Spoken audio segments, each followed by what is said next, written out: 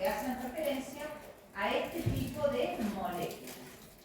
Entonces, el nombre carbohidrato o hidrato de carbono hace referencia a la relación carbono, hidrógeno, oxígeno en la molécula, porque por ejemplo, la glucosa tiene fórmula molecular carbono 6, hidrógeno 12, oxígeno 6. Ven que la relación hidrógeno-oxígeno es la del agua. Sin embargo, no se suele escribir de esta manera las fórmulas, sino se escriben de esa manera. Bueno, el término glúcidos viene del griego glikis, que significa dulce.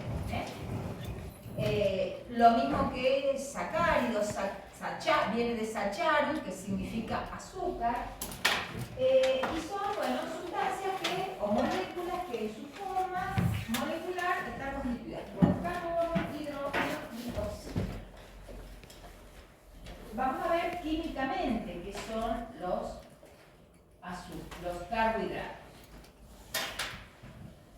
Entonces, desde un punto de vista químico, esa es la molécula de glucosa, que es uno de los azúcares más sencillos, que tiene una función aldehído y función alcohol. Entonces se dice, son polihidroxialdehídos o polihidroxicetonas o sustancias que polihidroxidan polihidroxialdehídos o polihidroxicetonas. Entonces esta sería la definición, el concepto químico de lo que es un carbohidrato. Además, ¿cómo las vamos a clasificar? Bueno, ahí está señalada la función carbonilo del aldehído. Vamos a clasificarlos de acuerdo a que sean hidrolizables o no hidrolizables. Los no hidrolizables son los que se denominan monosacáridos, que por hidrólisis no pueden descomponerse en azúcares más sencillos. Un ejemplo es la glucosa que vimos en la diapositiva anterior.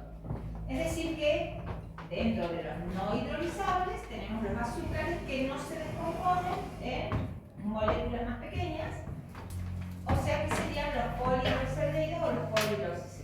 Sin embargo, los hidrolizables son moléculas formadas por varias unidades de monosacáridos, por lo tanto se pueden hidrolizar rindiendo en esa hidrólisis distinta cantidad de moléculas de monosacáridos.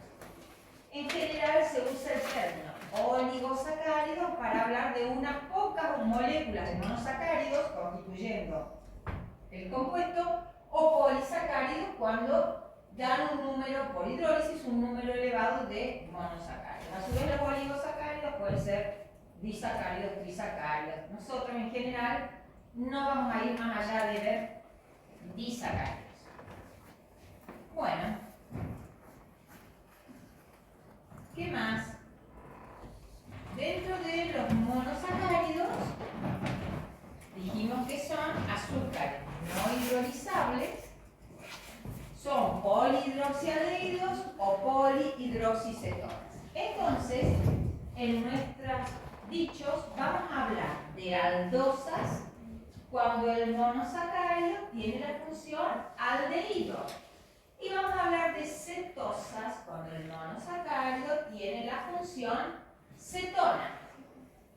Entonces, si tiene 3 carbonos y la función aldehído, hablaremos de una aldotriosa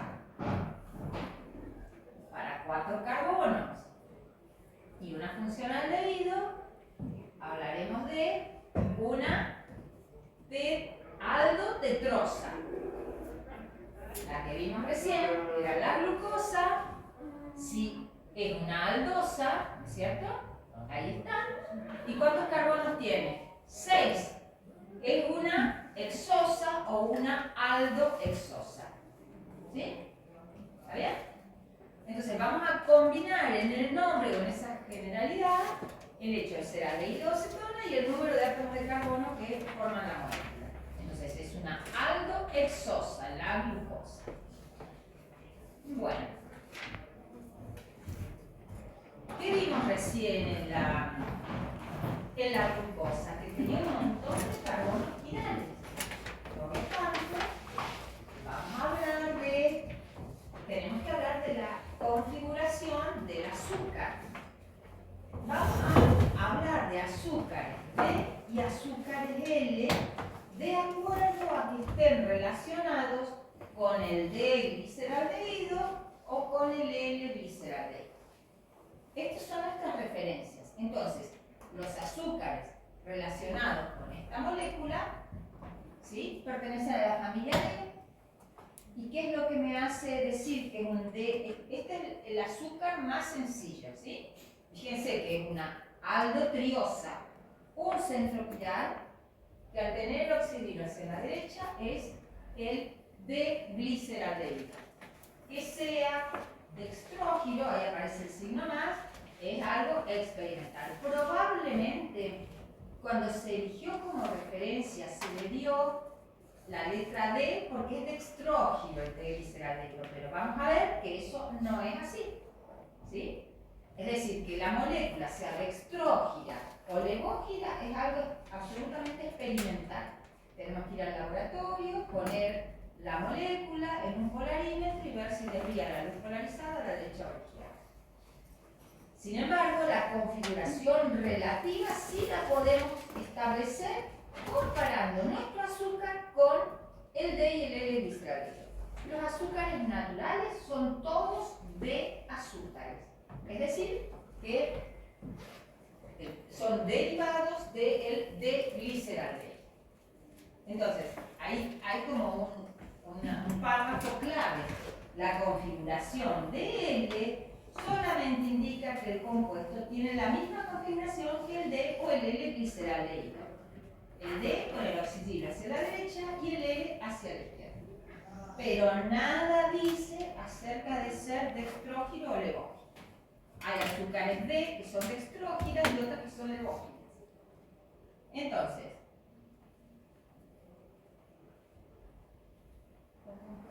¿sí? Ahí, por ejemplo,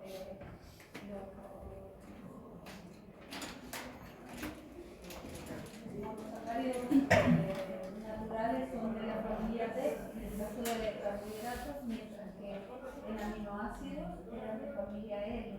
¿Sí? Esa es la forma que tiene la naturaleza de seleccionar, ¿sí? Y para, digamos, que se produzcan menos errores cuando se trata de la transcripción, digamos, genética, porque la mayoría de los procesos metabólicos de producción de material celular se van realizando por traducción en el ARN del ADN. Entonces, aminoácidos siempre son L y los carbohidratos, los monosacáridos, sobre todo la glucosa, que es nuestra principal fuente de energía, son D. ¿Sí? Muy bien. Bueno, y ya que habló la profe de fuente de energía, tal vez me faltó hablar un poco de la importancia. O sea, previamente a todo esto, que ya nos estamos metiendo en la parte química, un poco hablar sobre la importancia de los hidratos de carbono, ¿sí? Los hidratos de carbono son producidos por los vegetales, por los animales, ¿sí? Y son esenciales para la vida. Por ejemplo, las plantas, ¿sí? Las plantas generan, sintetizan azúcar a partir del proceso de fotosíntesis. Convierten el dióxido de carbono en azúcares, como por ejemplo almidón, como celulosa, glucosa. El almidón es el polisacárido que cumple la función de reserva energética en los vegetales, ¿sí? Mientras que la celulosa también es un polisacárido, pero tiene una función estructural. tiene función de sostén, constituye las membranas de las células, las membranas celulares, constituye los tejidos leñosos de los tallos de las plantas. Hay otros vegetales, por ejemplo la caña de azúcar o la remolacha, que producen azúcar, la sacarosa, que es el azúcar común de mesa. ¿Sí?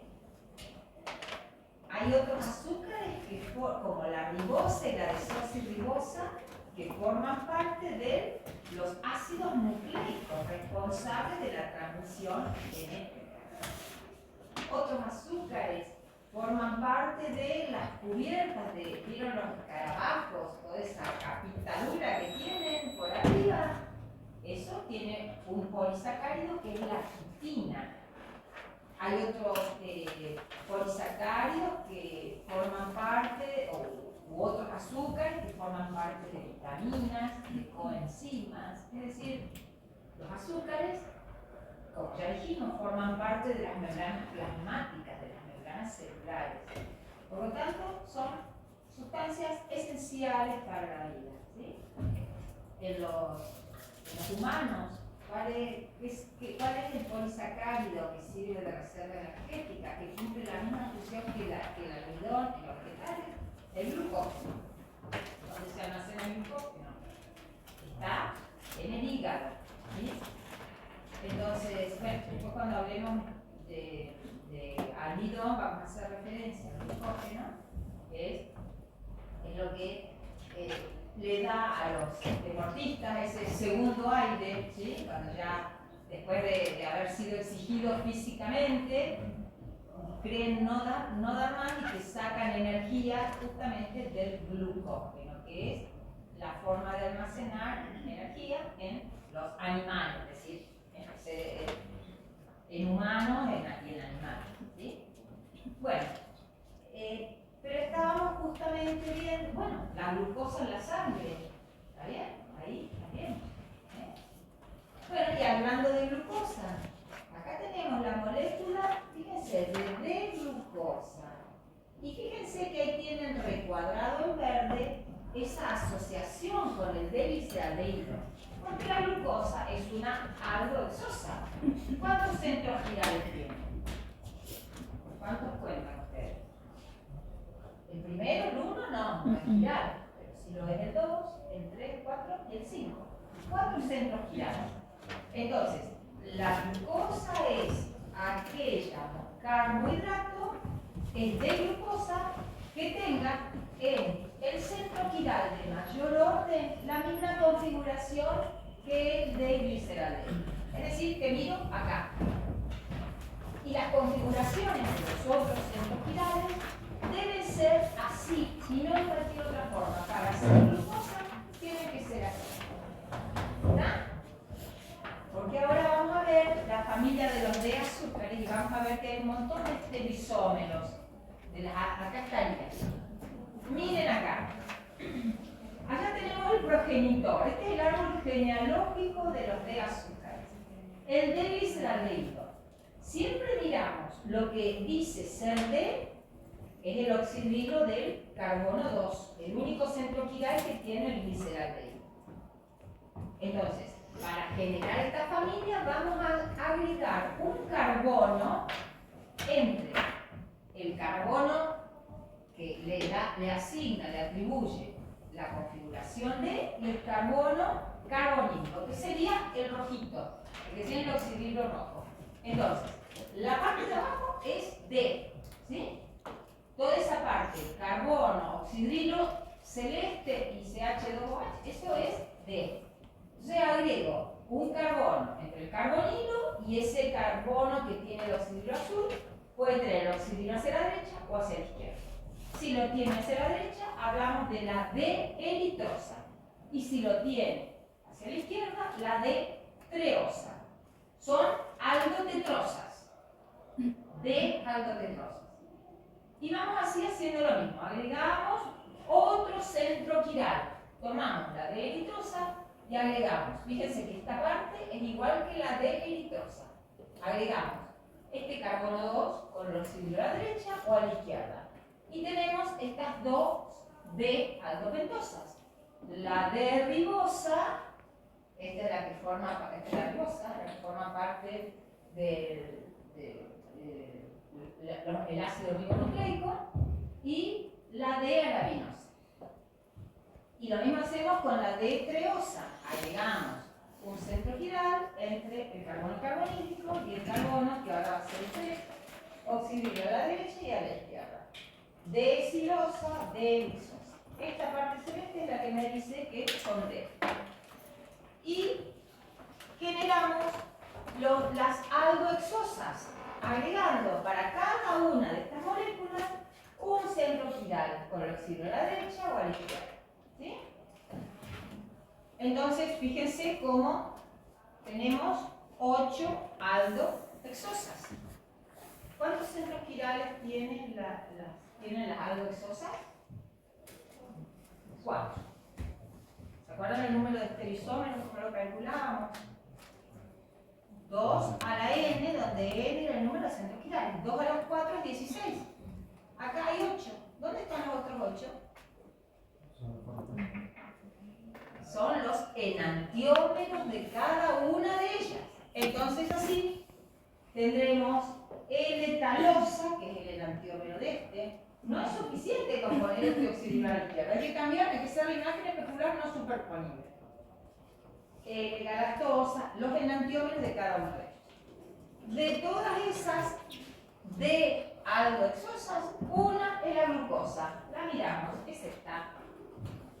Esa es la glucosa. ¿Qué relación hay entre todos los azúcares que están en esa fila horizontal? Son todos isómeros porque tienen 6 carbonos, 12 hidrógenos, 6 oxígenos. Isómeros no son estructurales, son estereoisómeros. ¿Se acuerdan cómo los relacionábamos de a dos moléculas? Hablábamos de diasterómeros, de enantiómeros. ¿Qué son estos que están todos así en esa fila? Diasterómeros. Ninguno es imagen especular del otro. ¿Está? Entonces, todos estos son diasterómeros entre sí. ¿Se entiende? Los enantiómeros serán las imágenes especulares no superponibles y le anteponemos la letra L adelante. Miremos acá. A ver, creo que viene con eso. Ah, bueno, así como tenemos las D aldohexosas, también tendremos las cetosas. La cetotriosa más simple es aquella que está arriba, dihidroxiacetona. ¿Será D? ¿Será L? ¿Qué opinan ustedes?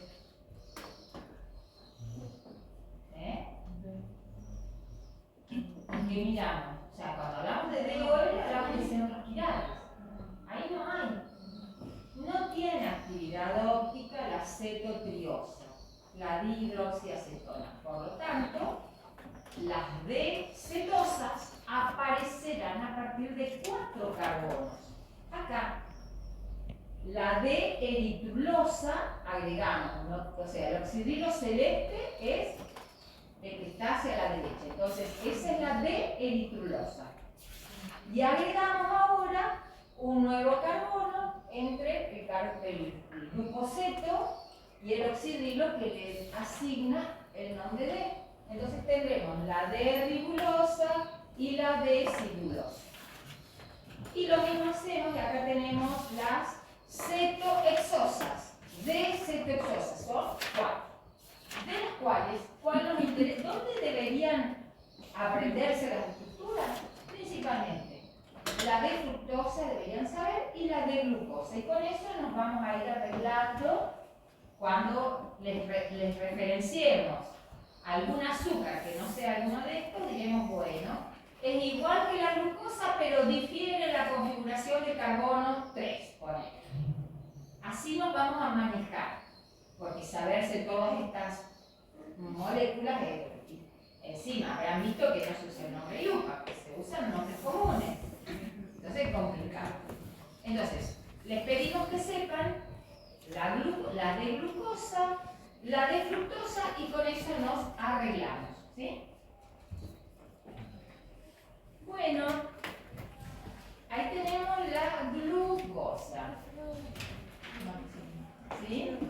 Es un monosacárido cuya fórmula molecular, o sea, es una hexosa, tiene 6 átomos de carbono, es una aldohexosa. Bueno, y acá viene, a la glucosa suele dársele el nombre común de dextrosa. Cuando ustedes miran en algunas etiquetas de jarabes, de jaleas, puede aparecer en lugar de decir glucosa, dice dextrosa. Ese es un nombre antiguo que proviene del hecho de que la glucosa es dextrógira. Entonces, cuando se habla de dextrosa, nos estamos refiriendo a la D-glucosa. Y de igual manera, como la D-fructosa es levógira, ¿sí? Realmente o antiguamente se nombraba a la fructosa como lebulosa. Entonces, lebulosa por levógiro y dextrosa por dextrógiro. Son los dos monosacáridos así más importantes. Bueno, no sé. Sobre todo importante porque lo que comentaba la profesora es que lo sintetizan las plantas. Y en un principio, por ejemplo, en los frutos, a medida que, mientras que el fruto está verde, tenemos proporciones, digamos, más importantes de glucosa y de algo de fructosa, de estas, de lo que se ha nombrado, de glucosa y fructosa. La que tiene sabor más dulce es la fructosa. Entonces, a medida que el fruto va madurando, se produce además sacarosa, que es un disacárido, y es el que nosotros le llamamos azúcar cuando le hablamos al té, ¿sí? La sacarosa es una unidad de glucosa y una de fructosa. Pero en los vegetales estos tres compuestos, estos tres carbohidratos van variando, y lo que le da el dulzor a la fruta es el aumento de la cantidad de fructosa y el aumento de la cantidad de sacarosa. Y lo que hace un fruto en sí es siempre tiene una semilla y una pulpa, digamos, con muchos carbohidratos de este tipo, sacarosa, fructosa y glucosa, con la idea de que la semilla que va a germinar tenga el alimento suficiente para poder iniciarse como planta, o sea, armar las raíces, ¿sí? Y sacar las primeras hojas. Durante todo ese tiempo se mantiene con los azúcares que han quedado preparados para que se pueda reproducir. Bueno, y ahí ven las estructuras de la D-glucosa, que es dextrógira, por eso se llama dextrosa. Esto, ¿qué significa el nombre? D, que el oxidrilo del centro quiral de mayor orden, porque está el carbono 1, 2, 3, 4, el carbono 5, va hacia la derecha. Eso es D. Que sea más, es dextrógira, es experimental. Su enantiómero, en lugar de llamarse D, está relacionado con el L-gliceraldehído, tiene el oxidrilo en el centro de mayor orden hacia la izquierda, pero no es suficiente con cambiar la posición de ese oxidrilo. Para que sea L-glucosa, tiene que ser imagen especular no superponible con la D-glucosa. Ahí lo tienen, ¿sí? Bueno, vamos avanzando un poquito más. Y estas estructuras abiertas de las aldohexosas, las cetohexosas, o sea, las aldosas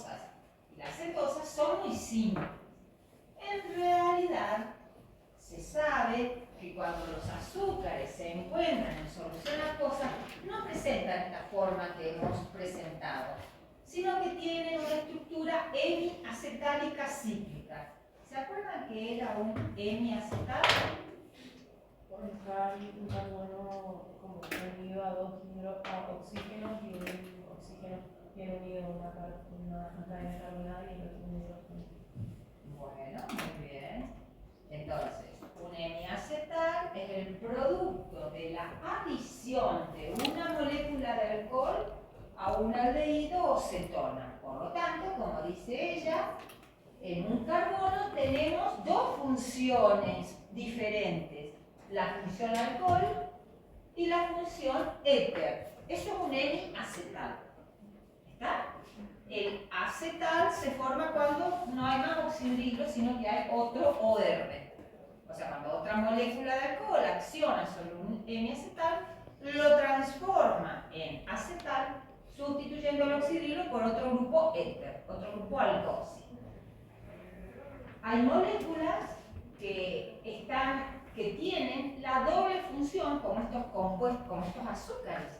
Tienen la función aldehído y la función alcohol. Por lo tanto, pueden dar hemiacetales cíclicos. ¿Por qué cíclicos? Y porque para producirse la adición de la función alcohol a la función aldehído, la molécula se tiene que cerrar. Y acá tenemos un hemiacetal cíclico. Y estas son las estructuras que presentan los azúcares cuando están en solución acuosa. Las vamos a aprender a armar. Bueno, acá está la glucosa. Entonces, podría el carbono, allá carbonílico, unirse o adicionarse a cualquiera de las funciones alcohol de la molécula. Sin embargo, las estructuras cíclicas no estables son las de 5 o 6 átomos de carbono. Por lo tanto, en general, se ciclan formando anillos heterocíclicos de 6 elementos, de los cuales 5 son carbonos y el sexto elemento es el oxígeno de la función éter. ¿Cómo se produce la ciclación? Y se va a adicionar allá una función carbonilo a este oxidrilo. ¿Sí? Entonces me va a quedar, fíjense, esta función así. ¿Sí? Esta es otra representación, ahora se las voy a mostrar. Se produce el hemiacetal cíclico. Pero ¿qué pasó? El carbonilo, el carbono 1, no era centroquiral y ahora empezó a ser centroquiral. Porque pasó de tener un doble enlace carbono-oxígeno a tener 4 enlaces. Hidrógeno, la función alcohol, la función éter. ¿Sí? Y está enlazado a otro carbono. Entonces aparece un nuevo centro quiral que ahora en esta estructura hemiacetálica cíclica es el carbono 1. ¿Qué posiciones, cómo puede estar dispuesto ese oxidrilo del nuevo centro quiral? Y hacia la izquierda o hacia la derecha, o en estas otras representaciones que se llaman proyecciones de Haworth, que son planas. ¿Sí? ¿Cómo construimos esta proyección de Haworth? Tomemos la estructura de arriba, la central. La vamos a ciclar en un tamaño de un anillo de 6 miembros. Hacemos el hexágono, ponemos el oxígeno. Numeramos los carbonos en el sentido de las manecillas del reloj. 1, 2, 3, 4, 5. El sexto me queda afuera del ciclo, como sustituyente del carbono 5. Si la molécula es de la serie D, ese carbono 6 está hacia arriba. Y si es de la serie L, está hacia abajo. Entonces, los oxidrilos que van hacia la derecha en la estructura abierta van hacia abajo en la proyección de Haworth. Por ejemplo, el oxidrilo del carbono 1 no está ahí, es nuevo, puede ir hacia abajo o hacia arriba. Y ahora les voy a decir cómo lo diferenciamos. Pero miremos, el oxidrilo del 2 está a la derecha, hacia abajo. El del 3 a la izquierda, hacia arriba. El del 4 hacia abajo, hacia la derecha, abajo. El carbono 5 no tiene más oxidrilos. ¿Por qué? Porque era que participa de la función éter. No hay oxidrilos en el carbono 5. Hay hidrógeno y está este sustituyente. ¿Sí? Este nuevo centro quiral puede tener el oxidrilo hacia abajo o hacia arriba. Entonces, por convención se dice que cuando tiene el oxidrilo hacia abajo es un alfa. Alfa de glucosa. Ahora les explico esto de piranosa. Y cuando lo tiene hacia arriba es una beta de glucosa. Eso es por convención. ¿Y por qué aparece ahí el nombre piranosa? Porque también en el nombre tenemos que indicar el tamaño del ciclo, porque podría perfectamente ciclarse el carbono 1 con el 4 y tendría un ciclo de 5 elementos. Entonces, por similitud con el éter cíclico, a ver, pirano, está, es éter cíclico, a esas estructuras cíclicas de 6 elementos, 5 carbonos, un oxígeno, se lo llaman estructuras piranósicas. Entonces hablaremos de la alfa de glucopiranosa, la estructura abierta y la beta de glucopiranosa. Son las dos D, ¿sí? La alfa y la beta, son las dos extrógiras, miren los datos, rotación específica. ¿Qué relación hay entre la alfa y la beta? ¿Son enantiómeros? No, son esterómeros. Fíjense cómo tienen propiedades físicas diferentes. Tienen diferentes puntos de fusión, diferente rotación de la luz polarizada. Entonces, estas estructuras a veces se suelen simplificar y en lugar de representar todos los hidrógenos se deja todo libre, o a veces se omite y se deja solo un palito ahí para indicar el oxidrilo. Ya van a ver diferentes representaciones, ¿sí? Para que no quede el dibujo tan complejo. Tienen que aprender a pasar de la forma abierta a la forma cerrada. Y acá hemos hecho un equilibrio. Porque en solución acuosa dijimos que hay moléculas de alfa de glucopiranosa y de beta de glucopiranosa. Pero para que coexistan las dos formas, que se llaman formas anoméricas, se habla de anómero alfa y de anómero beta, tiene que abrirse el enlace, este enlace, regenerarse la función carbonilo y volver a cerrarse en el otro lado. Por lo tanto, a este equilibrio entre el anómero alfa, la estructura abierta, y el anómero beta se lo llama mutarotación. ¿Por qué? Porque hay un cambio en la rotación de la luz polarizada cuando pasamos del anómero alfa al anómero beta. Se sabe que en solución acuosa la estructura beta es más estable porque tiene el oxidrilo más alejado del oxidrilo del carbono vecino. Allá están como muy próximos y se molestan. Por lo tanto, en esa mutarotación, en solución acuosa, vamos a encontrar parte del anómero alfa, más o menos un 36%, parte del anómero beta, en un 64%, y trazas casi nada de esto. ¿Sí? A este equilibrio, en el que se ve el cambio de rotación de la luz polarizada, se lo llama mutarotación. ¿Qué evidencia hay de que existan en solución acuosa los anómeros alfa y los anómeros beta? Cuando se cristaliza la glucosa en metanol, se obtiene principalmente el anómero alfa, y cuando se cristaliza del ácido acético, se obtiene principalmente el anómero beta. Entonces, eso se llama mutarotación y le tenemos que prestar atención porque tiene sus implicancias. Entonces, ¿cuál es el grado de rotación de la luz polarizada de A ver acá está. Bueno, a ver.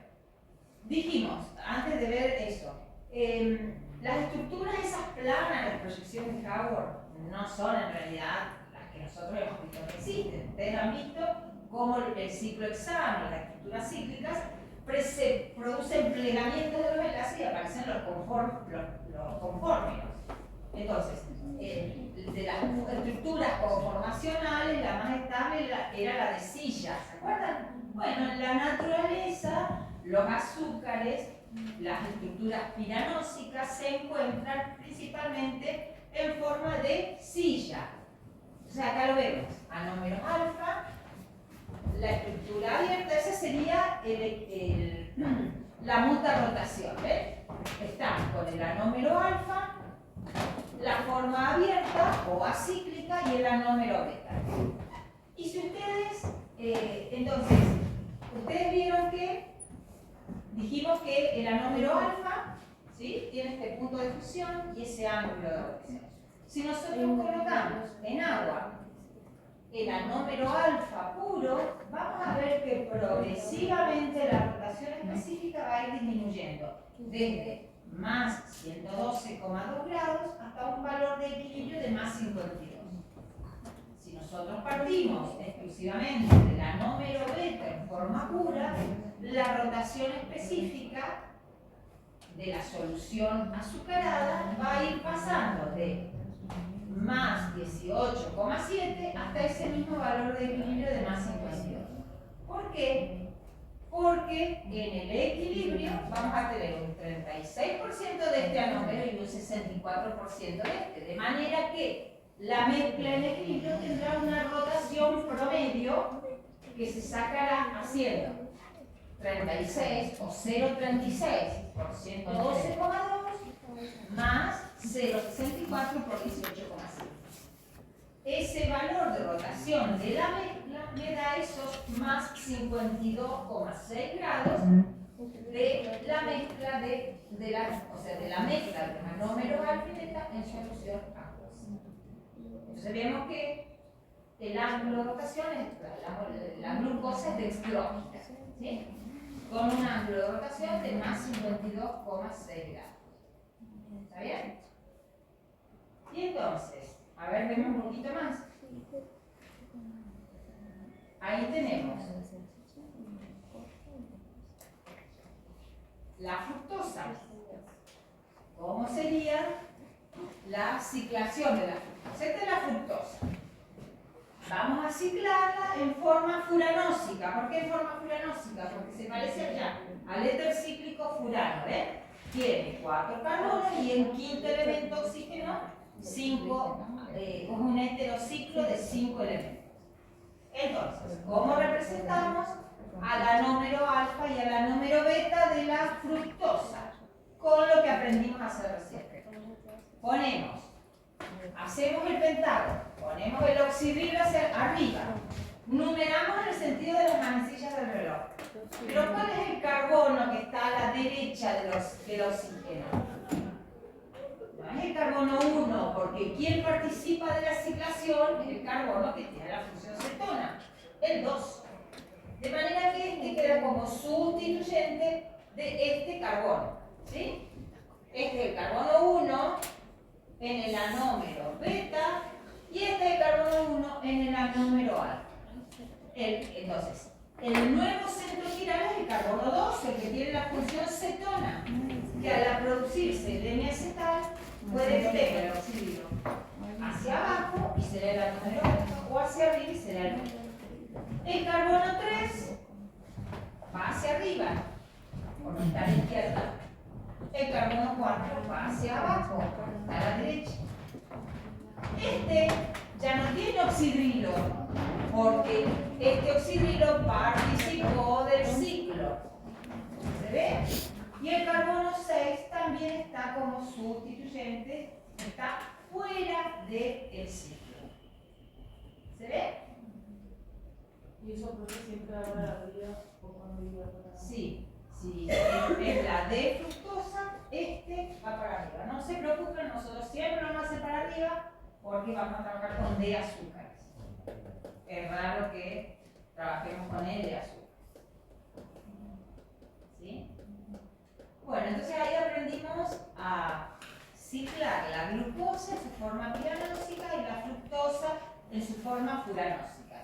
¿Podría tomar otro tamaño el anillo? Sí.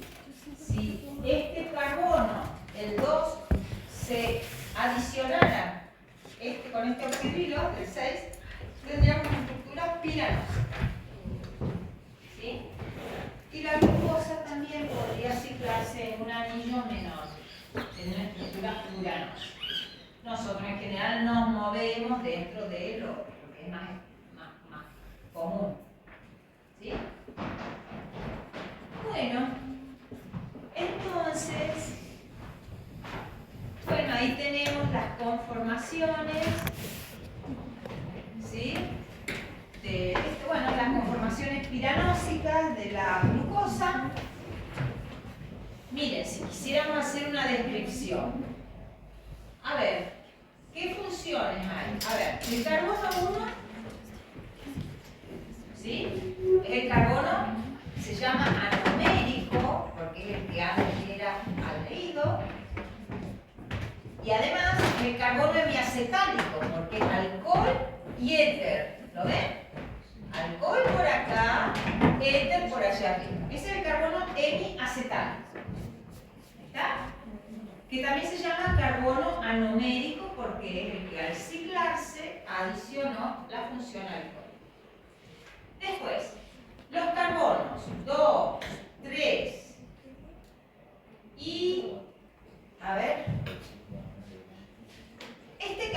el carbono 6, o sea, el carbono 6 es un carbono de alcohol primario, mientras que el 2, el 3 y el 4 son carbonos de alcoholes secundarios.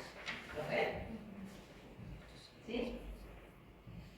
Bueno, el carbono 6, dijimos, es un sustituyente del ciclo y es un carbono de alcohol primario. Bueno, no sé si se le puede sacar más el jugo analizando la estructura, ahora no se me ocurre, pero seguramente podemos hacer otro análisis. Ven cómo en la estructura piranósica los enlaces o son ecuatoriales o son axiales. ¿Sí? Eso lo aprendimos en su momento cuando vimos los confórmeros del ciclo exacto. Entonces, cuando nosotros pasamos de la conformación a la estructura plana, por ejemplo, a este lo haremos para abajo y a este lo haremos para arriba. Pero acá a este lo hacemos para arriba y a este lo hacemos para abajo. Porque nuestras representaciones de Carbon es el plano y para arriba o para abajo. ¿Sí? O sea que hay que hacer como un traspaso ahí de una representación a la otra. Bueno. Pueden los monosacáridos oxidarse en presencia de agentes oxidantes. Es la función aldehído la que podría oxidarse. ¿Sí? Una aldosa en presencia de un agente oxidante pasa a ácido aldónico. Entonces la glucosa se oxida a ácido glucónico. ¿Sí? Las aldosas entonces reaccionan con facilidad por la acción de agentes oxidantes suaves con agua bromada, es decir, bromo 2, agua, reactivo de Tollens, ¿se acuerdan? Es el catión plata en medio amoniacal, o el reactivo de Fopelin en cationes cobre más 2, en medio básico, complejado con dioltartrato, o el reactivo de Benedict, que son los cationes cobre más 2 complejados con diocitrato. Entonces, si el agente oxidante es el reactivo de Tollens, la plata más 1, acá estará en su forma reducida, plata 0, plata metálica, formando el espejo de plata.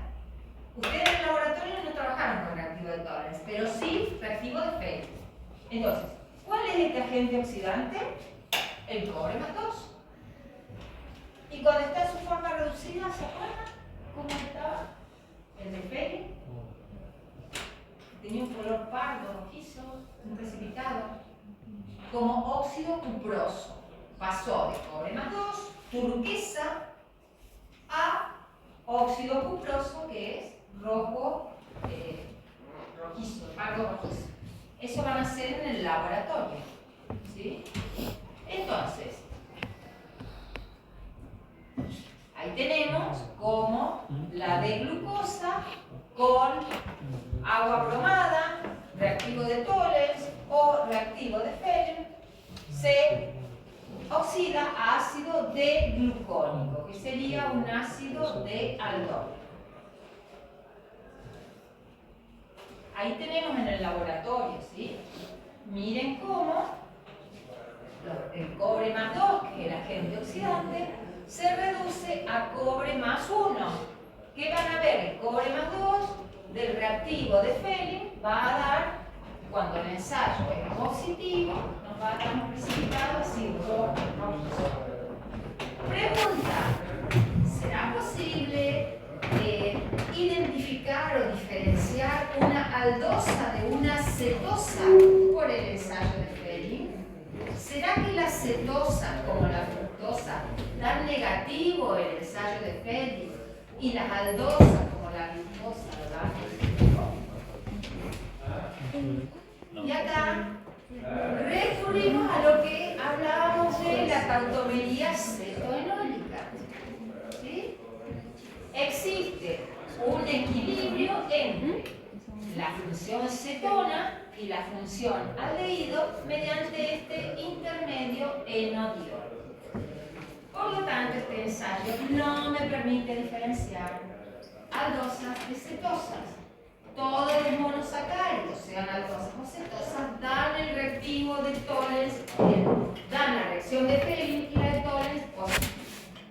Entonces, un azúcar que puede, volvamos al anterior, un azúcar como la glucosa que se oxida en presencia de reactivo de Fehling o de Tollens, ella se oxida y reduce el reactivo de Fehling o de Tollens. Entonces se lo califica como azúcar reductor.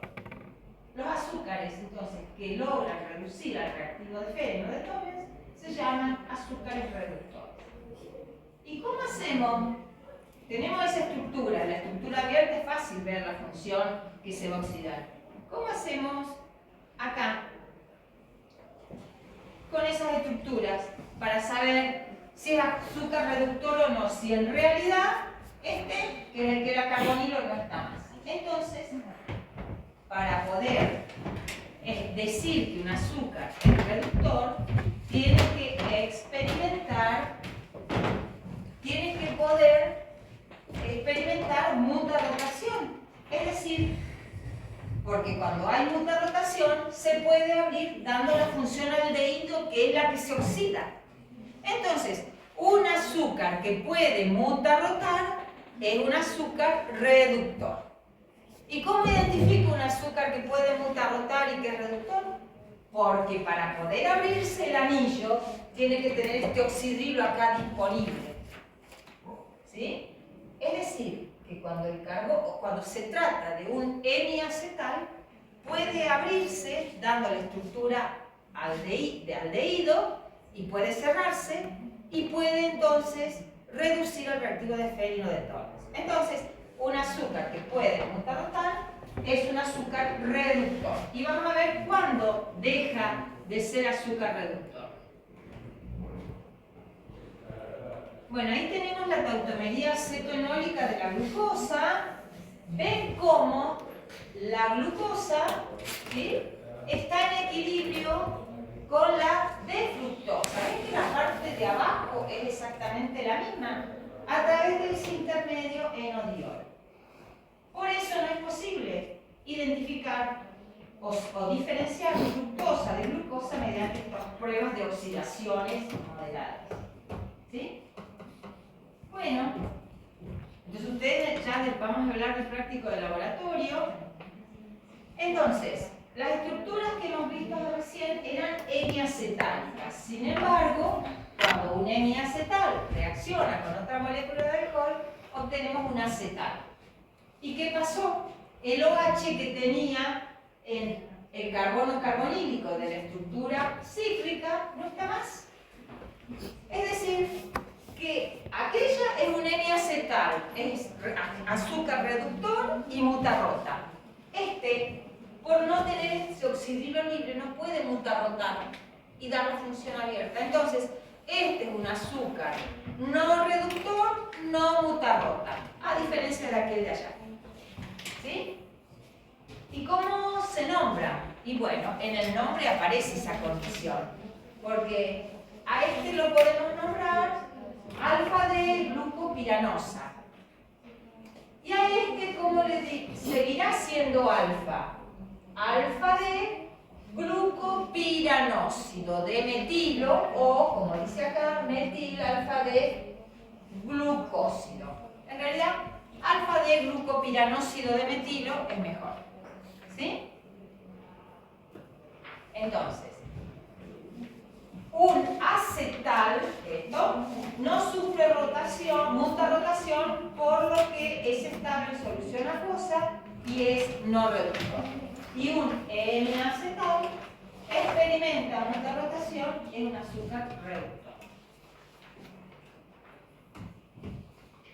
Y bueno, un acetal puede formarse cuando dijimos el N-acetal reacciona con otro alcohol. ¿Y de dónde puede ser ese otro alcohol? Y puede ser un alcohol externo, una molécula, no sé, del etanol, puede ser un fenol, o puede ser el oxidrilo de otro monosacárido. Entonces, los disacáridos, ¿sí?, son oligosacáridos o moléculas que por hidrólisis dan 2 unidades de monosacárido. Se forman por condensación de 2 moléculas de monosacáridos con eliminación de una molécula. Según se use para formar agua, uno de los oxidrilos N-acetálicos o los 2 oxidrilos N-acetálicos, los disacáridos pueden ser reductores o no reductores. Entonces vamos a ver un ejemplo de un disacárido reductor, como por ejemplo la maltosa. ¿Le suena la palabra maltosa? ¿Cerveza? ¿Germinado de malta? Azúcar, maltosa, ¿sí? La malta, cuando está tostada, se usa en reemplazo del café, tenemos el café de malta. O también se utilizan los granos de malta para producir cerveza. Es el cereal que por acción de las levaduras fermenta produciendo alcohol y así produce la cerveza. ¿Sí? El disacárido maltosa es el azúcar de malta. Son los azúcares fermentables presentes en el cereal. ¿Sí? Entonces, ¿logran identificar cuáles son los monosacáridos que forman la maltosa? Bueno, lo debe decir ahí. Ahí está. 2 unidades de glucosa. Lo que pasa es que por ahí, al estar en forma de silla, no se ve mucho. Pero esta es una unidad de glucosa y esta es la otra.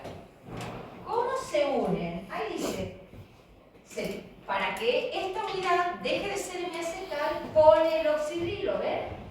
Y esta sería, fíjense, este carbono, que antes era N-acetálico, porque acá tenía un OH, ahora es acetal porque tiene un OR y otro OR.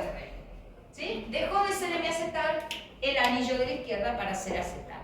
Sin embargo, este anillo sigue siendo N-acetálico porque tiene este oxidrilo libre.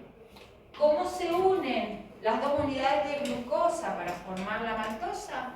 Por un enlace alfa-1,4. ¿Qué significa? Alfa, ¿sí? Este era la glucosa alfa, el OH para abajo. Entonces interviene sí o sí el carbono N-acetálico y se une en este caso al carbono 4 de la otra unidad de maltosa. ¿Podría hacerlo a otro oxidrilo de otro carbono? Sí, podría hacerlo, pero lo más común es que los enlaces sean del tipo 1,4, 1,6, a veces hay azúcares como la isomaltosa, donde el oxidrilo que participa es este, el carbono 6, o podría ser también el oxidrilo del carbono 1. ¿Ese azúcar es reductor? ¿Puede mutarrotar? Sí. ¿Cómo? A ver, creo que en la que viene estaba. Bueno, ahí tenemos en estas representaciones que que se llaman de Fischer, también la maltosa. Este es el nombre IUPAC. 4O, es decir, el carbono 4 de esta unidad de alfa D glucopiranosa está unida mediante un oxígeno a este sustituyente alfa D glucopiranosil. Este se nombra como sustituyente de esta unidad y esta tiene la terminación osa, indicando que tiene ese oxidrilo libre, y esta tiene la terminación il, indicando que no tiene más ese oxidrilo libre. ¿Sí? Bueno, esta es otra manera de representar lo mismo que vimos recién. Y ahí, bueno, dice la maltosa es un azúcar reductor porque uno de los anillos es un hemiacetal y está en equilibrio con la estructura de cadena abierta. Es decir, que la maltosa debería dar positivo en el ensayo de Fehling y de Tollens. ¿Estamos? Eso van a probar en el laboratorio, que ahora les voy a contar. Por otro lado, tenemos los disacáridos no reductores. Son aquellos que no son hemiacetales, son acetales. Para lo cual, en el enlace de las dos unidades deben estar comprometidos los oxidrilos de los carbonos hemiacetálicos. Acá se ha dado vuelta, esta es la sacarosa, ¿sí? Se ha dado vuelta esta unidad, tal vez acá no sea la mejor representación. Miren, yo lo haría así. La fructosa. La fructosa está formada por una unidad de alfa de glucopiranosa, que sería esta. A ver. Sí, me parece que ese representa. Es que este es el carbono, este es el 2. Ay, sí, voy a buscar. ¿Ves que está acá? Sí, pero está en fierazo, porque no lo van a entender. Pero miren así, si nosotros nos acostumbramos a hacer la glucosa siempre de la misma manera, así. Alfa de glucopiranosa. Entonces, ahí, alfa, ese es el OH. ¿Sí? Este iba para abajo, este iba para arriba, este iba para abajo y este tiene el CH2OH. Los cuartos enlaces faltantes son todos ahí abajo. La alfa de glucopiranosa se va a unir con la beta de fructofuranosa. Ahí está. Entonces, si este es beta, tiene el OH para acá, de manera que el carbono 1 es este de acá. ¿Sí? Este es el carbono 2, el carbono 3 va para arriba, el carbono 4 va para abajo, el 5 no tiene oxidrilo y esto va para arriba. Entonces, si ustedes saben hacer esa representación y esta, ¿qué hacen? Borramos acá y los unimos mediante el puente de oxígeno. Así, oxígeno, ahí está. Esa es la sacarosa.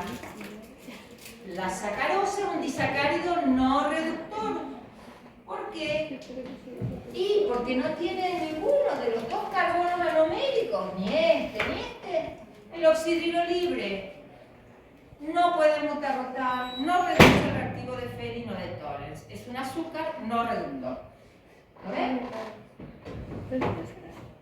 Bueno, la unión entonces es entre el carbono 1 de una alfa de glucopiranosa con el carbono 2 de una beta de fructofuranosa.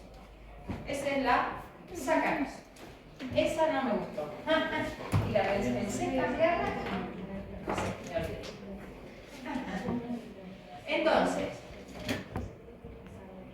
ahí tenemos otra manera de representar la sacarosa y los nombres. Miren los nombres. Alfa de glucopiranosil, beta de fructofuranósido. Esta terminación óxido me indica que es una acetal la fructosa. O podríamos hacerlo al revés y decir beta de fructofuranosil, alfa de glucopiranosil. Esa manera de indicar el nombre, la terminación óxido, indica que es un azúcar no reductor. ¿Sí? Bueno. Bueno, azúcar invertido. ¿Han escuchado hablar de azúcar invertido? Bueno, les cuento.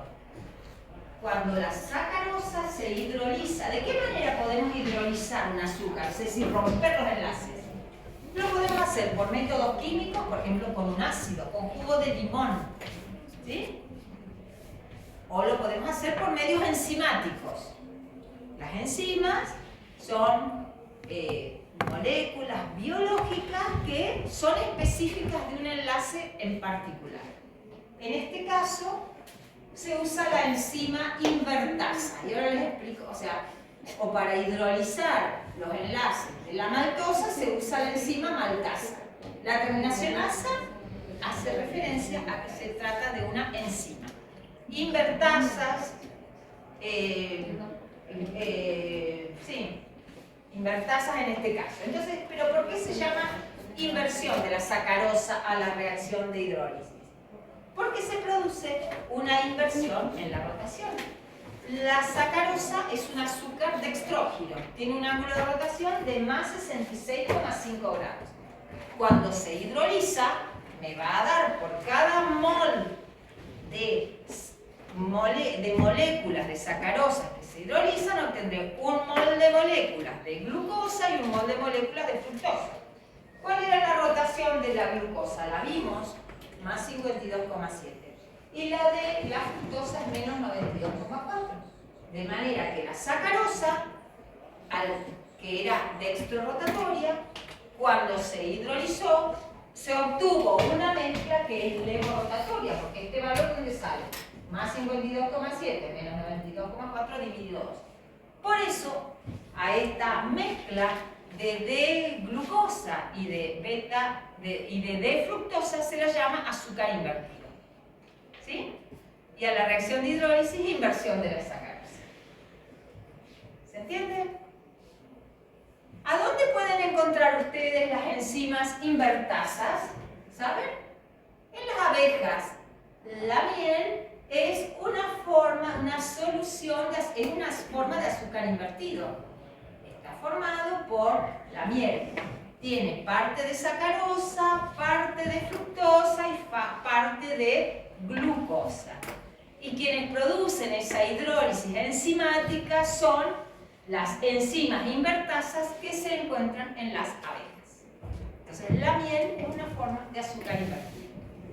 ¿Sí? No sé, la profe tiene experiencia en cocina. La otra forma es, como decía la profesora, agregando, también tenemos esas enzimas en la boca y por eso es que sentimos el sabor dulce. Claro. ¿Sí? Con la sacarosa. Y el azúcar invertido se produce agregando limón. Sirve mucho en pastelería porque le cambia las propiedades, digamos, cristaliza. En algunos lugares, acá no tenemos ese problema, pero agregar, por ejemplo, acá se le puede echar sacarosa, el azúcar común a una factura, de la luna, arriba, en un lugar con más humedad no se puede hacer, porque se vuelve líquido, ¿sí? Entonces dice, entonces se empieza a trabajar con otros azúcares como la glucosa o como el azúcar invertido. No sé, ¿qué más podemos contar? Yo puedo sumar a que ustedes saben que las jaleas, las mermeladas se almacenan en sacarosa, en un medio bien con mucho azúcar. ¿Y por qué se usa sacarosa y no glucosa, por ejemplo? Porque la sacarosa, por ser no reductora, no se oxida, mientras que la glucosa puede oxidarse.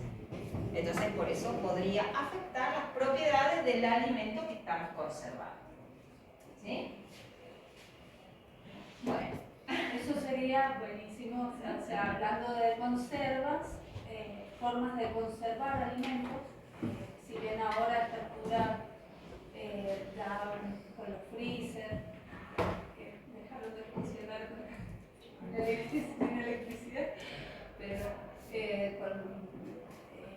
digamos con la parte de refrigeración no es la única forma, pero las dos formas convencionales más antiguas son, digamos, incorporando concentraciones importantes de cloruro de sodio, o sea, de sal, o también conservando con azúcar, ¿sí? O sea que en general, además de endulzar como endulzante, se usa para conservar alimentos. Por ejemplo, frutas, después del tiempo que pueden tener unas frutas sin podrirse, ¿sí? Y bueno, esas concentraciones que se usan de azúcar tienen que ser lo suficientemente altas como para evitar que las bacterias, los hongos puedan atacar al producto. Que son concentraciones bastante altas, ¿sí? Generalmente por kilo de fruta, dependiendo por supuesto de que si la fruta es poco o muy dulce, están cercanas a 800 gramos de azúcar por kilo de fruta. Con eso se tiene una conservación donde las bacterias y hongos no pueden sobrevivir porque no tienen agua disponible. Las bacterias y los hongos viven, sobre todo las bacterias, en el agua de los productos, o sea, de los sólidos, en la película que rodea un sólido. Entonces, si uno esa agua la ocluye, digamos, la deja no disponible por un azúcar, la bacteria no puede ni crecer ni reproducirse.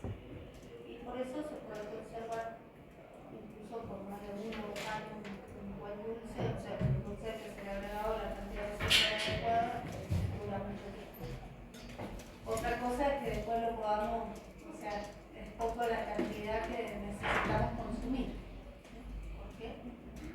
Excesos de azúcar generan todas estas dificultades que estamos viendo a nivel social, la obesidad, la diabetes tipo 2. Muy bien. Y vamos entonces con los polisacáridos.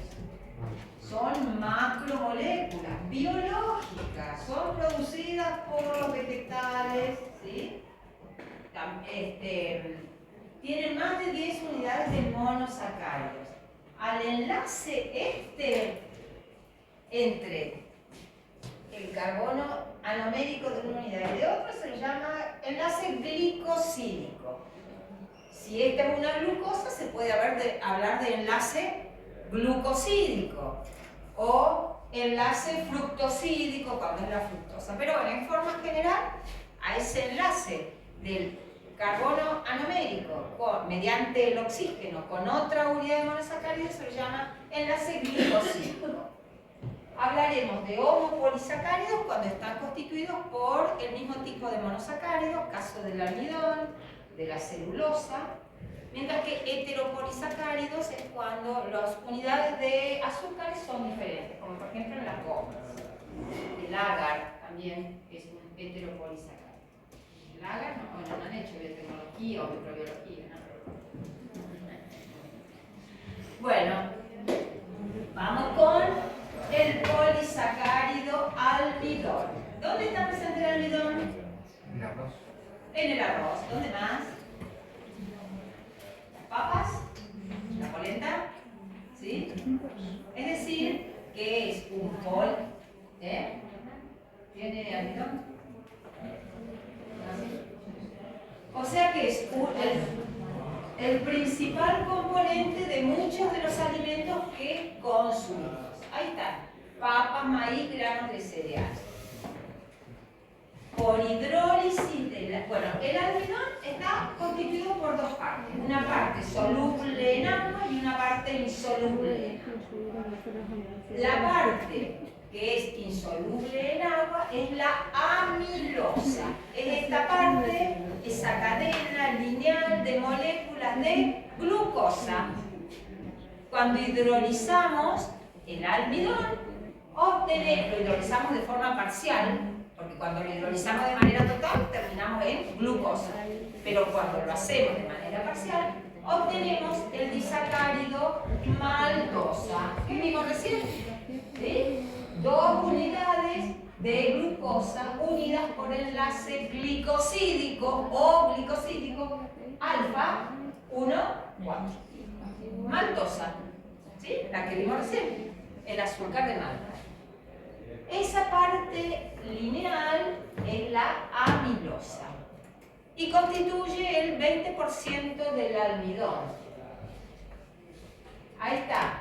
La amilosa es insoluble en agua fría. ¿Ustedes intentaron disolver almidón para hacer no sé, para espesar una salsa? Cuesta, ¿no? Es insoluble en agua fría. Mientras que el 80% restante del almidón está formado por una fracción soluble que se llama amilopectina, que también son unidades de glucosa unidas por enlace de tipo alfa 1, 4, pero cada tanta cantidad de unidades de glucosa aparecen ramificaciones del tipo alfa 1, 6. La amilopectina es la parte ramificada del almidón y la amilosa es la parte lineal. ¿Sí? Cuando ustedes comen, no sé, pan, ¿sí? Están consumiendo almidón. Las enzimas digestivas, las amilasas, deben poder hidrolizar a esas grandes cadenas de polímero del almidón en unidades más pequeñas para ser digeridas. Entonces, a las enzimas que están en nuestra saliva se las llama amilasas e hidrolizan el almidón. Las van hidrolizando parcialmente, ¿sí? No las hidrolizan de una sola en almidón, en glucosa. Primero pasan por cadenas un poco más cortas, se llaman dextrinas. No sé si han escuchado. Después, de distinto tamaño, las dextrinas. Después terminaremos en maltosa y por último almidón. ¿Sí? Es decir, que el polisacárido es el almidón, el disacárido que proviene de la hidrólisis parcial del almidón es la maltosa y el monosacárido que forma y que se obtiene por hidrólisis total del almidón es la glucosa. ¿Se ve? Bueno, ahí está la amilopectina. Es la parte ramificada y las moléculas. Las moléculas de almidón, en este caso, tanto amilosa como amilopectina, fíjense, estas son las glucosas. Cada 6 glucosas da una vuelta, es decir, se disponen en forma de hélices. Cada 6 unidades de glucosa, una vuelta de la hélice, otras 6, otra vuelta. Esas espiras hacen posible identificar la presencia de almidón en alimentos, por ejemplo. ¿Cómo se hace?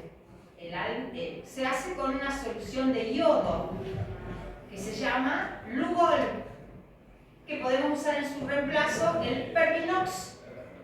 ¿Sí? El Pervinox, el desinfectante, tiene yodo, yodo 2 molecular. Los átomos de yodo se ubican en el interior de esas hélices o espiras, dándole una coloración azul a esa solución que tiene almidón. ¿Sí? Entonces ustedes en el laboratorio van a identificar la presencia de almidón usando una solución de yodo. Presencia de almidón en fideos, en el arroz. Si ustedes ponen en un platito fideos, polenta, arroz, le agregan una gota de Pervinox, se va a poner violeta o azul, un azul bien intenso.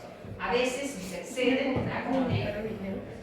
¿Y qué pasa? Entonces ahí tenemos el ensayo positivo, de una muestra que contiene almidón en presencia del lugol, y la solución de yodo nos da una solución así, azul intenso, violácea. ¿Qué pasa si nosotros estamos en un tubo de ensayo y lo sometemos al calor? Se decolora. ¿Por qué? Y porque esos átomos de yodo salen del interior de la hélice y pierden color. Cuando se vuelve a enfriar, se vuelve a poner azul. Así que si mañana les permiten, no sé si está previsto el calentamiento, pero si no, pueden entender, profe, probemos calentarlo, además somos prolijos, no apuntamos a ningún vecino, no nos vamos a quemar, vamos a agarrar con una pinza de madera, pero si lo calentamos a la solución de almidón, que tenía yodo y que quedó azul, se va a decolorar. Bueno, esto entonces vamos a usar para detectar la presencia de almidón en los cálidos. Y vamos un poquito más. Celulosa. ¿Qué es la celulosa? ¿Qué les suena? Polisacáridos. Muy bien, sintetizado por los vegetales. Pero cumple el almidón. ¿Qué función cumple? De reserva energética, de alimento en las plantas. Y la celulosa, de sostén de las plantas, de los tallos leñosos. Las estructuras celulares, las paredes celulares son de celulosa. Pero está formada también por unidades de glucosa. ¿Cómo puede ser dos macromoléculas biológicas formadas por la misma unidad y que tengan propiedades tan distintas? ¿Y saben qué es lo que hace la diferencia? El enlace de las unidades de glucosa, que es de tipo beta 1,4. Miren cómo algo tan simple hace que nosotros podamos digerir el almidón, pero no la madera. ¿Ustedes pueden comer madera? No. ¿Por qué?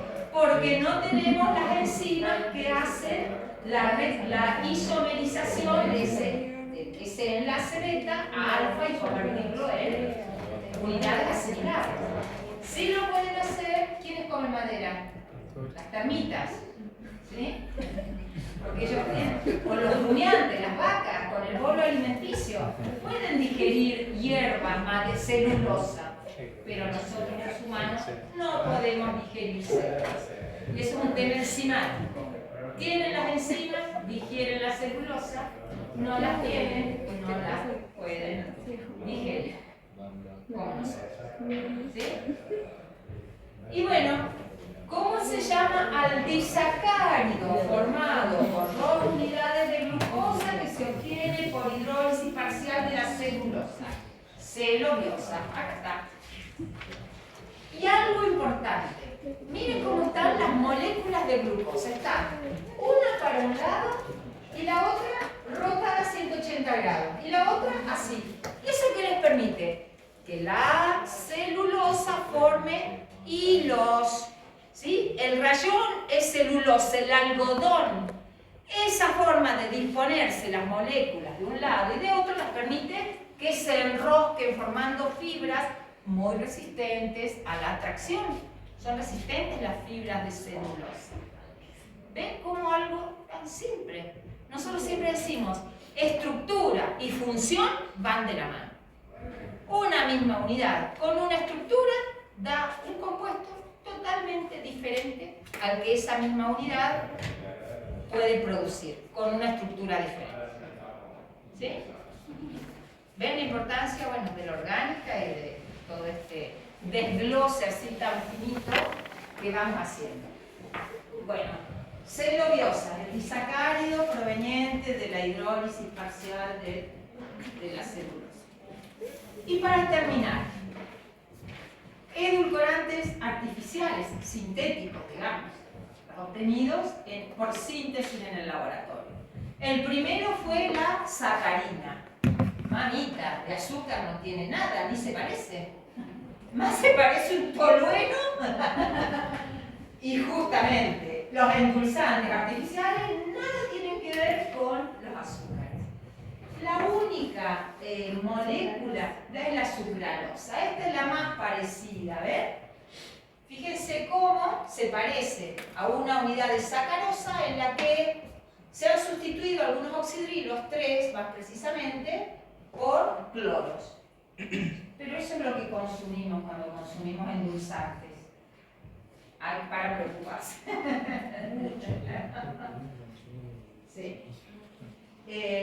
Así que bueno, creo que acá terminaría el tema. No sé si quieren aportar para esto. Bueno, eso es todo. Sí, o sea, con el almidón, el comentario de que el ensayo de Lugol se puede utilizar para determinar aglomeraciones, ¿sí? Porque tengan en cuenta, si miran cada vez más, por ejemplo, productos cárnicos, como las hamburguesas, si miran los ingredientes, las salchichas, la propia acá, generalmente se usan para aumentar el volumen, ¿sí? Y también como aglutinantes. Y es un producto súper barato respecto a la carne. Entonces, lo que no he visto, no sé si alguno ha visto, eso que hay ahora para agregarle a las hamburguesas, es enorme, me parece. No sé, que te dicen que se les agrega las hamburguesas y quedan riquísimas y Soja, debe ser soja, debe ser Para aumentar la cantidad. ¿cómo? Es para aumentar la cantidad. Para aumentar la cantidad y le debe dar el sabor porque debe tener el tomate soda. Tiene que ser el peso molecular, claro. Sale la propaganda, creo que la Sí, le he visto la propaganda, pero me he olvidado de mirar la etiqueta. Yo que no miro la etiqueta. A ver si lo tiene esa, capaz que tiene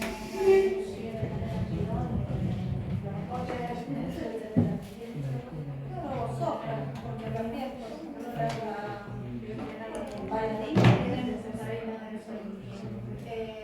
bueno, con el almidón está pasando eso, o sea, se utiliza para adulterar productos, que la hamburguesa, no sé, hace 20 años atrás, 30 años atrás, nadie se le hubiera ocurrido echarle almidón para aumentar,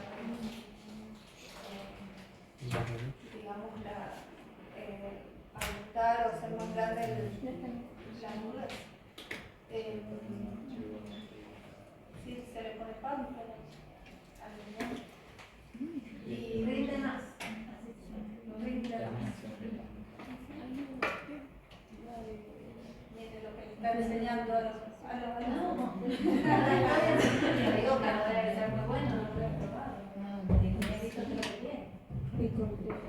Bueno, y acá para tener en cuenta es que todo se reduce a en organismos vivos a citosis, ¿sí? Que es lo que la molécula que puede ingresar a la célula. Fructosa, sacarosa, todas esas moléculas no ingresan a la célula. Y cuando ingresa al interior de la célula se utiliza para circuito metabólico, es decir, para producción de energía o para conducción para el celular, para generar parte de la célula. Y su exceso, si por ejemplo los seres humanos en la sangre es lo que produce, por ejemplo, la diabetes. Y eso ocurre cuando ya la insulina,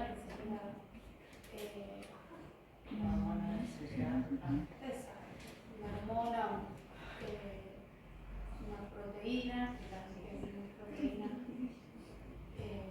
semana pasada, de la que hablaba en la primera parte del video, cuando ya el páncreas no puede producir suficiente insulina, o sea, se va agotando, empieza a quedar el azúcar en sangre. Y bueno, la célula lo tiene, digamos, está fuera de la célula una cantidad de glucosa impresionante, pero dentro de la célula se está muriendo porque no la puede, al no tener insulina no puede entrar la glucosa dentro de la célula y ser usada como alimento. Principalmente ese es el problema que se produce.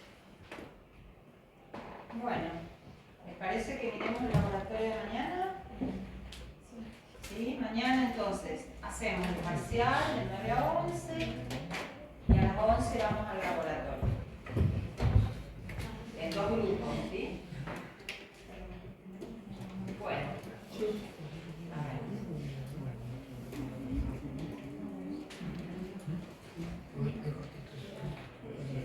Sí, el primer escape, función 8.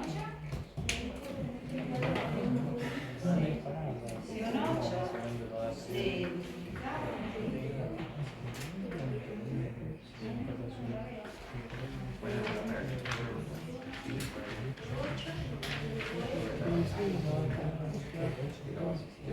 Duplicado, y ahí en el número, ahí está. ¿Salió? Salió. Bueno,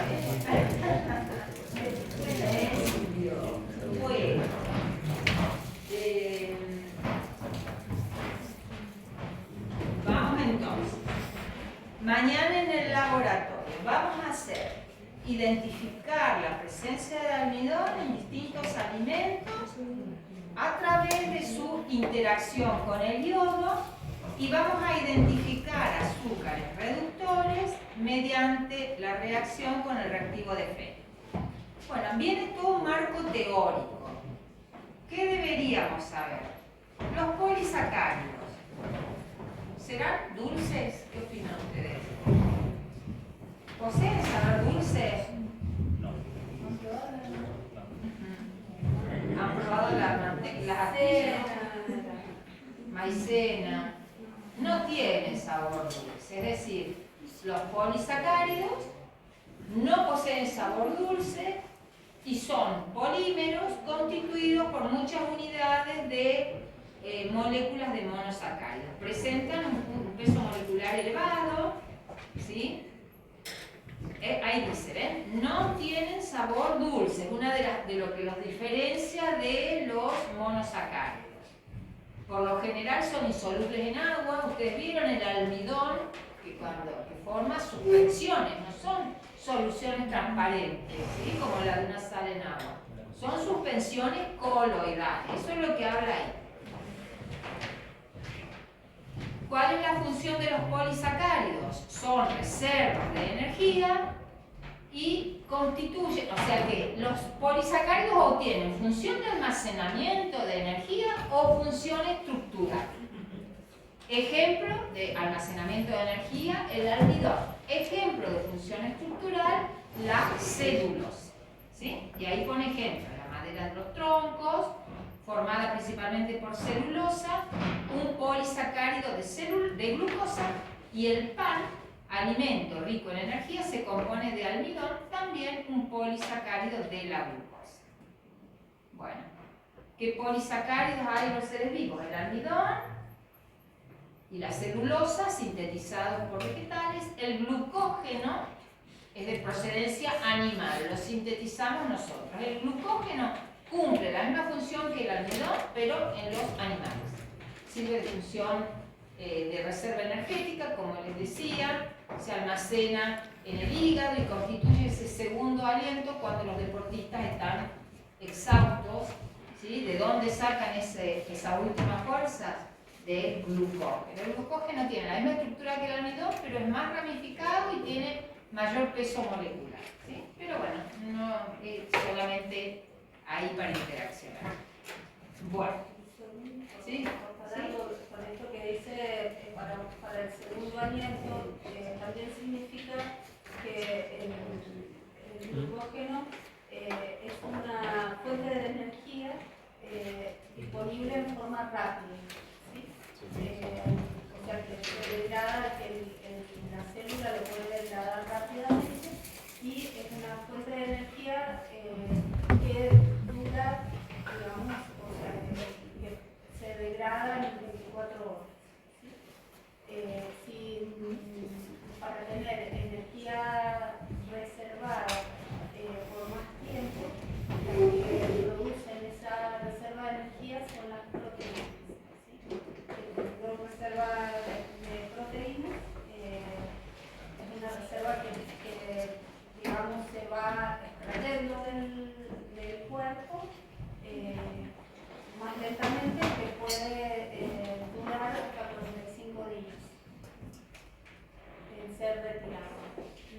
el glucógeno es rápido.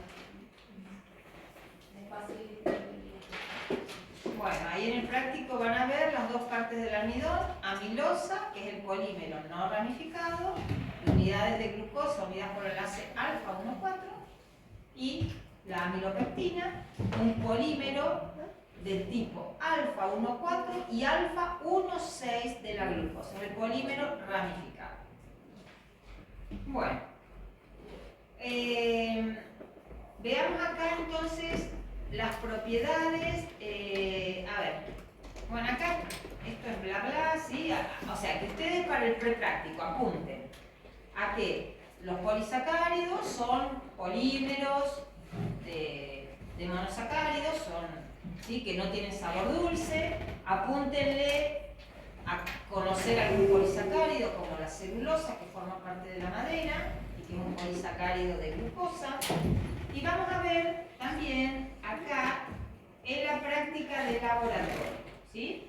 Vamos a ensayar con reactivo de Fehling 4 azúcares, ¿sí? A ver, lo vamos a mirar en el práctico. Acá. Primero vamos a identificar almidón en alimentos con yodo, ¿sí? ¿Cómo era la acción del yodo? ¿Se acuerdan? El yodo, los átomos de yodo se introducen en el interior de la hélice del almidón, haciendo que, o sea, lo que genera ese cambio de color se debe a la absorción de la luz, ¿eh? O sea, cambia las propiedades de absorción de la luz y por eso se produce un cambio de color. Creo que esto lo dice por acá, a ver, lo del almidón. Bueno, acá habla de Fehling y del todo. Almidón. Bueno, más. Léanlo de nuevo, acá. ¿Sí?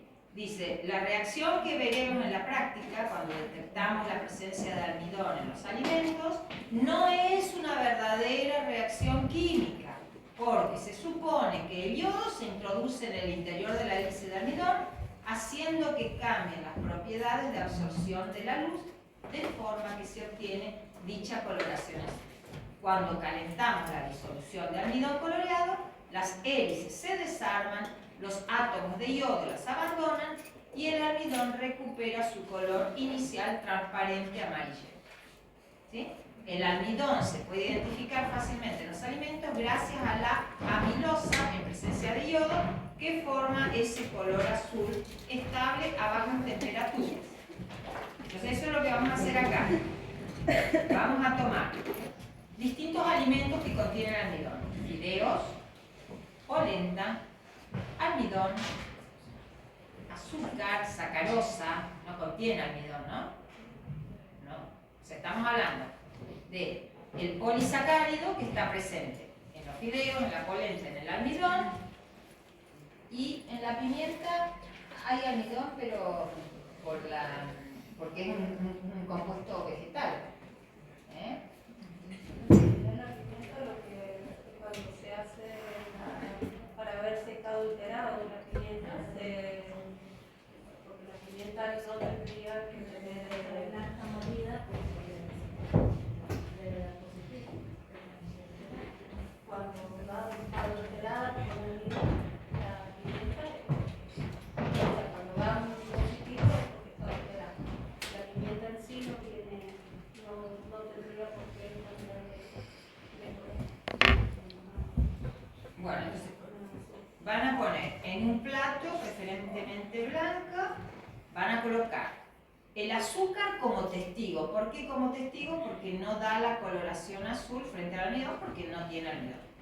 Entonces, lo van a poner un poquitín, una cucharadita de azúcar, una cucharada de polenta, unos fideitos, van a poner almidón y van a poner pimienta y le van a agregar yodo, ¿sí? Entonces, van a registrar si cambia de color o no. ¿Con qué lo van a comparar si cambia de color? Con el testigo, con el azúcar, que supuestamente no cambia de color, les tendría que dar el color ese amarillento del yodo, medio pardón, ¿sí? Eso por un lado, van a identificar entonces la presencia de almidón en esos alimentos. Y por otro lado, van a identificar, empleando reactivo de Fehling, los azúcares reductores, ¿sí? Entonces, ¿qué vamos a decir de los azúcares reductores? Que lo van a hacer con el ensayo de Fehling. Volvemos para arriba, que había una referencia a esto, acá. Los reactivos de Fehling y Tollens se usan para diferenciar aldehídos de cetonas, pues los primeros se oxidan mientras que las cetonas no. Estas pruebas se usan para diferenciar azúcares reductores de azúcares no reductores. Sin embargo, no permiten distinguir entre aldosas y cetosas, debido a que los reactivos de Fehling y Tollens básicos promueven los reordenamientos a un enodiol. En condiciones básicas, la forma de cadena abierta de una cetosa puede isomerizarse a una aldosa, la cual reacciona para dar estos ensayos positivos. Los azúcares reductores, al oxidarse, reducen al reactivo de Fehling, que van a ser ustedes, produciendo un cambio de color característico. En el caso del reactivo de Tollens se forma el espejo de plata metálica, mientras que en el Fehling se observa un precipitado rojo ladrillo. Entonces, ustedes van a ensayar acá solución de glucosa, de maltosa, de fructosa y de sacarosa con el reactivo de Fehling. Y ¿sí? Estos ensayos se tienen que calentar a baño María, es decir, le ponen la solución del azúcar, ¿sí? Deben identificar qué azúcar ponen en cada tubo y le agregan 1 mililitro de reactivo de Fehling. Se verá azul. Lo llevan a baño María y se produce la reacción de oxidación del azúcar y la reducción del reactivo de Fehling, que aparecerá de ese color rojo, precipitado rojo ladrillo. ¿Qué azúcares van a ensayar? Glucosa, debería dar positivo. Maltosa es un azúcar reductor, también debería dar positivo. Fructosa debería dar positivo porque por el equilibrio, el enodiol está en equilibrio con la glucosa, y la sacarosa sería el único azúcar que debiera darles que es no reductor. ¿Sí? Bueno, ¿está eso? Bueno, el ensayo de azúcares reductores con reactivo de Fehling, ¿saben que también, además de usar, se usa en la industria vitivinícola? ¿Saben?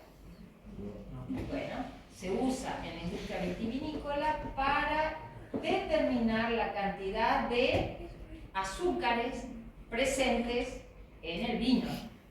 Azúcares, si están en forma de azúcar, no han fermentado. Entonces se sigue la evolución del proceso de fabricación del vino. A ver, por acá debe estar la referencia.